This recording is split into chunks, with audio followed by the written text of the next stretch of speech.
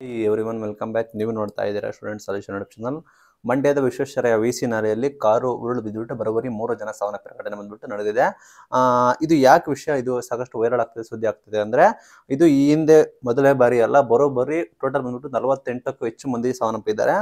ಇಂದಿನ ದುರಂತ ಬಗ್ಗೆ ಮಾತನಾಡೋದಾದ್ರೆ 2018 ನವೆಂಬರ್ 24ರಂದು ಪಾಂಡುಪುರದ ತಾಲೂಕಿನ ಕನಗಾಮರಡಿ ಬಳಿ ಬಸ್ ಬಿದ್ದಿತ್ತು. ಬಸ್ ಬಿದ್ದು ಬರೋಬ್ಬರಿ 31 ಜನ ಜಲಸಮಾಧಿ ಆಗಿದ್ರು. ಇದು ದೇಶಾದ್ಯಂತ ವ್ಯಾಪಕ ಚರ್ಚೆಗಳಾಗಿತ್ತು ವಿಷಯ. ಆಗ ಹಂಗೆ ಅಂತ ಎಲ್ಲ ಆಗಿತ್ತು. ಆಗ ನಂತರ ತಡೆಗೋಡೆ ನಿರ್ಮಾಣ ಕೂಡ ಮಾಡ್ತಾ ಇದ್ರು, ಬಟ್ ಇನ್ನೂ ಕೂಡ ಕಂಪ್ಲೀಟ್ ಆಗಿಲ್ಲ. ಇನ್ನೂ ಕೂಡ 70% ಬಾಕಿ ಇದೆ ಅಂತ ಮಾಹಿತಿ ಕೂಡ ಬರ್ತಾ ಇದೆ. ಮತ್ತೆ ಈ ದುರ್ಘಟನೆ ನಡೆದಿರೋದು ವ್ಯಾಪಕ ವಿರೋಧ ವ್ಯಕ್ತಪಡಿಸಿದ್ದಾರೆ. ಜನ ಪ್ರತಿಭಟನೆ ಕೂಡ ಮಾಡಿದ್ರು, ಇಂಜಿನಿಯರ್ ಅವರಿಗೆಲ್ಲ ಬೈದ್ರು. ಸ್ವತಃ ಆ ಜಾಗದಲ್ಲಿ DC ಕೂಡ ಬಂದ್ರು ಈ ಘಟನೆ ನಡೆದಿರೋ ಕಾರಣ. ಮತ್ತೆ ಅದೇ ರಾಗ ಅದೇ ಹಾಡು, ಯಾರು ಕೂಡ ತಲೆಗಡಿಸ್ಕೊಳ್ಳಲ್ಲ. ಈಗ ಕಾಂಗ್ರೆಸ್ ಸರ್ಕಾರ ಇದೆ, ಅವರು ಕೂಡ ಬಾಯಿ ಮೆಚ್ಕೊಂಡಿದ್ದಾರೆ. ಚಲುವಣ್ಣ ಇದಾರೆ, ಏನು ಮಾಡ್ತಲ್ಲ.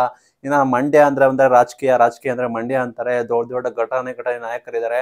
ಸುಮಕ್ಕ ಅವರೇ, ಅವರು ಮಾತಾಡಲ್ಲ. ಕುಮಾರಣ್ಣ ಅವರೇ ಸೆಂಟ್ರಲ್ ಮಿನಿಸ್ಟರ್ ಆಗವ್ರೆ, ಮಂಡ್ಯ ಉದ್ಧಾರ ಮಾಡಿದ್ದೆ ನಾನು, 1000 ಕೋಟಿ ಕೊಟ್ಟೆ ಅಂತಾರೆ. ಅವರು ಕೂಡ ಮಾತಾಡೋದಿಲ್ಲ. ಒಟ್ಟಾರೆ ಯಾರೋ ಮಾಡೋ ತಪ್ಪಿಗೆ ಯಾರೋ ಬಲಿ ಆಗ್ಬೇಕು ಅಂತ ಕಷ್ಟಪಡ್ತಾರೆ. ಇದರಲ್ಲಿ ಅವ್ರದ್ದು ತಪ್ಪ ಇದೆ. ಅವರು ಕೂಡ ಅತಿಯಾದ ವೇಗವಾಗಿ ಹೋಗ್ತಾ ಇದ್ದಾರೆ. ಬಟ್ ಆ ರೋಡ್ ಚಿಕ್ಕದಾಗಿದೆ, ಓಡಾಡಕ್ ಆಗೋದಿಲ್ಲ. ಅದರಲ್ಲಿ ಕರುಗಳಿದೆ, ಸಮಸ್ಯೆ ಆಗಿದೆ. ತಡೆಗೋಡೆ ಇದ್ರೆ ಸೇಫ್ ಸೈಡ್ ಹೋಗ್ಬೋದು. ಹೇಳೋರಿಲ್ಲ ಕೇಳೋರಿಲ್ಲ. ಓಟಕ್ಕೋಸ್ಕರ ಬರ್ತಾರೆ, ದೊಡ್ಡ ಖರ್ಚು ಮಾಡ್ತಾರೆ, ದೊಡ್ಡ ಮಾತುಗಳು ಆಡ್ತಾರೆ. ಯಾವ ರಾಜಕಾರಣಿಗಳು ಕೂಡ ಇದಕ್ಕೆ ಮಾತಾಡೋದಿಲ್ಲ. ಘಟನೆ ಬಗ್ಗೆ ಹೇಳಿದ್ರೆ 2018ರಲ್ಲಿ ಕೂಡ 31 ಜನ ಸಾವನ್ನಪ್ಪಿದ್ರು. ದೊಡ್ಡ ಇಶ್ಯೂ ಆಗಿತ್ತು. 2023 ಜುಲೈ 27ರಂದು ಇಬ್ರು ಕೂಡ ಒಬ್ಬ ಕಾರ್ಪೆಲ್ಟಿಯಾಗಿ ಒಬ್ಬ ಸತ್ತಿದ್ದ. ಕಳೆದ ವರ್ಷ 2023 ಜುಲೈ 27ರಂದು. 2023 ಜುಲೈ 29 ಆಗಿ 2 ದಿನ ಆದ ನಂತರ ಶ್ರೀರಂಗಪಟ್ಟಣ ತಾಲೂಕಿನ ಗಾಮನಹಳ್ಳಿ ಬಳಿ 4 ಜನ ಸಾವನ್ನಪ್ಪಿದ್ರು. ನಂತರ 2024 ಮಾರ್ಚ್ 12ರಂದು ಕೂಡ ಒಬ್ಬ ಸಾವನ್ನಪ್ಪಿದ್ದ. 2024 ಆಗಸ್ಟ್ 5ರಂದು ಕೂಡ ಒಟ್ಟು ಬಂದ್ಬಿಟ್ಟು ಟ್ಯಾಕ್ರಿ ಪಲ್ಟಿಯಾಗಿ ಒಬ್ಬ ಕೂಡ ಮೃತಪಟ್ಟಿದ್ರು. ರೋಡ ಬಂದ್ಬಿಟ್ಟು ಲಾಸ್ಟ್ ಇಯರ್ ಅಲ್ಲೇ 15-20 ಜನ ಸಾವನ್ನಪ್ಪಿದ್ದಾರೆ. 2019ರಲ್ಲಂತೂ ದೊಡ್ಡ ದುರ್ಘಟನೆ ನಡೆದಿತ್ತು. ಬರೋಬ್ಬರಿ 31 ಜನ ಸಾವನ್ನಪ್ಪಿದ್ರು. ಇಷ್ಟೆಲ್ಲ ಆದ್ರೂ ಕೂಡ ಏನು ಕೂಡ ಹೇಳೋರಿಲ್ಲ ಕೇಳೋರಿಲ್ಲ. ಓಟ್ ಬೇಕು, ಜನ ಬರಬೇಕು, ಕೋಟ್ಯಾಂತರ ರೂಪಾಯಿ ಖರ್ಚು ಮಾಡ್ತಾರೆ, ಯಾರು ಕೂಡ ಮಾಡೋದಿಲ್ಲ. ಇದರಲ್ಲಿ ಒಬ್ಬರು ತಪ್ಪಿಲ್ಲ, ಕಾಂಗ್ರೆಸ್ ಸರ್ಕಾರದ ತಪ್ಪಿದೆ, ಅವರು ಕೂಡ ಮಾಡಿಲ್ಲ. ಈ ಹಿಂದೆ ಇದ್ರು, JDS ಅವರು ಇದ್ರು, BJP ಅವರು ಇದ್ರು, ಅವ್ರದ್ದು ಕೂಡ ಇದೆ ಹಣಬರ. ಬಟ್ ನಾವಿಲ್ಲಿ ಕೇಳೋದು ಮಂಡ್ಯ ನಮ್ದು, ನಾವು ಮಂಡ್ಯನ ಉದ್ಧಾರ ಮಾಡ್ತೀವಿ ಅಂತ ಹೇಳೋ ಸುಮಲತಾ ಆಗಿರ್ಬೋದು, ಅದೇ ರೀತಿ ಕುಮಾರಣ್ಣ ಆಗಿರ್ಬೋದು, ಯಾರು ಕೂಡ ಇದಕ್ಕೆ ಗಮನ ಹರಿಸ್ತಾ ಇಲ್ಲ.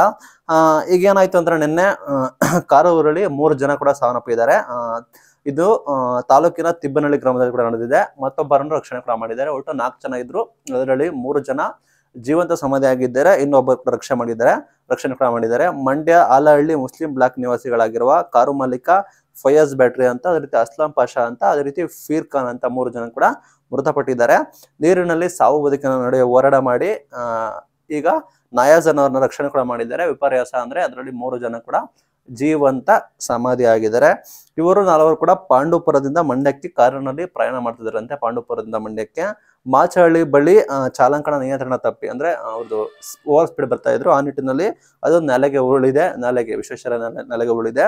ಪಕ್ಕದಲ್ಲಿ ತಡೆಗೋಡೆ ಇಲ್ಲ, ಗೊತ್ತಿರೋ ಹಾಗೆ ತಡೆಗೋಡೆ ಇಲ್ಲ ಅಂದ್ರೆ ಡೈರೆಕ್ಟ್ ಹೋಗಿ ಬಿದ್ದಿರುತ್ತೆ. ಕಾರು ಬಿದ್ದನ್ನು ಕಂಡು ಗ್ರಾಮಸ್ಥರು ಓಡಿ ಬಂದು ಎಲ್ಲ ತಯಾರಿ ಮಾಡ್ಕೊಳ್ತಾ ಇದ್ರು. ಸಾವು ಬದುಕಿನ ನಡುವೆ ಸೆಣಸಾಡ್ತಾ ಇದ್ರು. ಅದರಲ್ಲಿ ಕಷ್ಟಪಟ್ಟು ಇಳಿದು ನಾಯಜನ್ ಅವ್ರನ್ನ ಬದುಕಿಸಿದ್ದಾರೆ. ಆದ್ರೆ ನೀರಿನ ಪ್ರಮಾಣ ಹೆಚ್ಚಿರೋ ಕಾರಣ ಉಳಿದ ಅವರ 3 ಜನ ಕೂಡ ರಕ್ಷಣೆ ಮಾಡೋಕ್ಕಾಗಲಿಲ್ಲ. ಬರೋಬ್ಬರಿ 15 ಅಡಿ ಆಳ ಇತ್ತು ಅಂತ ಹೇಳಿದ್ದಾರೆ. ನಂತರ ಎಲ್ಲ ಬಂದು ಕಾರನ್ನು ಕೂಡ ಎತ್ತಿ ಇದನ್ನೆಲ್ಲ ಮಾಡಿದ್ದಾರೆ. ವಿಷಯ ಗೊತ್ತಾಗಿ ಪೊಲೀಸರು, ಅದೇ ರೀತಿ ನೀರಾವರಿ ಇಲಾಖೆ ಅಧಿಕಾರಿಗಳು ಕರೆ ಮಾಡಿ ನೀರಿನ ಪ್ರಮಾಣ ಕಡಿಮೆ ಮಾಡೋ ಸೂಚನೆ ಮಾಡಿದಾರಂತೆ. ನೀರಿನ ಕ್ರಮ ಅಂದ್ರೆ ನೀರು ಜಾಸ್ತಿ ಫ್ಲೋ ಆಗ್ತಾ ಇರುತ್ತೆ, ಅದನ್ನ ಕಡಿಮೆ ಮಾಡೋದಕ್ಕೆ ಸೂಚನೆ ಕೊಟ್ಟು ನಂತರ ನೀರು ಕಡಿಮೆ ಆದ ನಂತರ ಕ್ರೇನು, ಅದೇ ರೀತಿ ಈಜುಗಾರರ ಸಹಾಯದಿಂದ ಶವಗಳಿಗೆ ಶೋಧ ಮಾಡಿ ನಂತರ ಸುಮಾರು 15 ಅಡಿ ಆಳದಲ್ಲಿತ್ತಂತೆ. ನಂತರ ಕಾರನ್ನು ಕ್ರೇನ್ ನೆರವಿನೊಂದಿಗೆ ಎತ್ತಿದ್ದಾರೆ. ಹಿಂಬದಿ ಸೀಟಲ್ಲಿ ಅಸ್ಲಾಂ ಪಾಷಾ ಮೃತದೇಹ ಪತ್ತೆ ಆಗಿದೆ. ಇನ್ನ ಒಬ್ರದ್ದು ಹಿಂಗಡೆ ಸೀಟಲ್ಲಿ ಪತ್ತೆ ಆಗಿತ್ತಂತೆ. ಉಳಿದ ಇಬ್ರದ್ದು ಹೆಣ ಬಂದ್ಬಿಟ್ಟು ಬಾಡಿ ಕೊಚ್ಕೊಂಡು ಹೋಗಿತ್ತಂತೆ. ನಂತರ 2 ಕೂಡ ಪತ್ತೆ ಆಗಿದೆ ಅಂತ ಹೇಳಕ್ ಇಷ್ಟಪಡ್ತೀನಿ. ಚರ್ಚೆಗೀಡಾಗ್ತಾ ಇದೆ ವಿಷಯ. ಸ್ಥಳೀಯ ಶಾಸಕರು ಕೂಡ ಬಹಳ ಅಭಿಪ್ರಾಯ ವ್ಯಕ್ತಪಡಿಸಿದ್ರು. ಬಹಳ ಒಂಥರ ನೀರಸ ಪ್ರಕ್ರಿಯೆ ನೋಡಿ. ಪದೇ ಎಷ್ಟು ಸಾವು ಬೇಕು? ಬರೋಬ್ಬರಿ ಇದುವರೆಗೂ 48ರಿಂದ 50 ಜನ ಸಾವನ್ನಪ್ಪಿದ್ದಾರೆ. ಹೇಳೋರಿಲ್ಲ ಕೇಳೋರಿಲ್ಲ. ಅಧಿಕಾರಿಗಳು ಏನ್ ಮಾಡ್ತಾರೆ? ಸರ್ಕಾರದವರು ಕೈಗೆತ್ಕೋಬೇಕು, ಬೇಗ ಮುಗಿಸ್ಬೇಕು.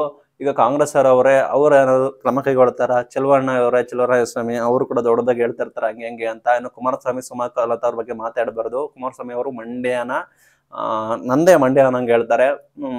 ಯಾಕೆ ಯಾರು ಕ್ರಮ ಕೈಗೊಂಡಿಲ್ಲ, ಏನು ಮಾಡಿಲ್ಲ, ಇನ್ನೂ ಕೂಡ 80% ಬಾಕಿ ಇದೆ ಅಂತೆ. ಇದರಲ್ಲಿ ನಾವು ಸುಮ್ಮನೆ ಎಲ್ಲ ಕೂಡ ಸರ್ಕಾರನ ಬೈಯಕ್ಕಾಗೋದಿಲ್ಲ. ಇವರ ಓವರ್ ಸ್ಪೀಡ್ ಕೂಡ ಇತ್ತು. ಓವರ್ ಸ್ಪೀಡ್ ಒಂದೇ ಕಾರಣ ಇಲ್ಲ, ಅಲ್ಲಿ ನಾಲೆ ಇದ್ರೆ ಅಥವಾ ತಡೆಗೋಡೆ, ನಾಲೆ ಹತ್ರ ತಡೆಗೋಡೆ ಇದ್ರೆ ಬಚಾವಾಗ್ಬೋದಿತ್ತೇನೋ. ಇವ್ರದ್ದು ಕೂಡ ತಪ್ಪಿದೆ. ಬಟ್ ಸಾಲು ಈ ರೀತಿ ದುರಂತಗಳು ಆಗ್ತಾ ಇದಾವೆ.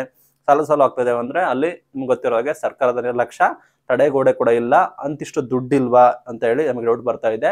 ಕೋಟ್ಯಾಂತರ ರೂಪಾಯಿ ಎಲೆಕ್ಷನ್ ಖರ್ಚು ಮಾಡ್ತಾರೆ ಸರ್ಕಾರ, ಕೋಟ್ಯಾಂತರ ರೂಪಾಯಿನ ಇನ್ವೆಸ್ಟ್ಮೆಂಟ್ ಕೂಡ ಮಾಡ್ತಾರೆ. ಬಟ್ ಒಂದು ಚಿಕ್ಕ ತಡೆಗೋಡೆನ ಮಾಡಕ್ ಆಗ್ತಾ ಇಲ್ವಾ ಅಂತೇಳಿ ನಮ್ಮ ವಿಪರ್ಯಾಸ ಇಷ್ಟಪಡ್ತೀನಿ. ನೋಡೋಣ ಇದು ಯಾವ ರೀತಿ ನೆಕ್ಸ್ಟ್ ಏನಾಗುತ್ತೆ ಅಂತ.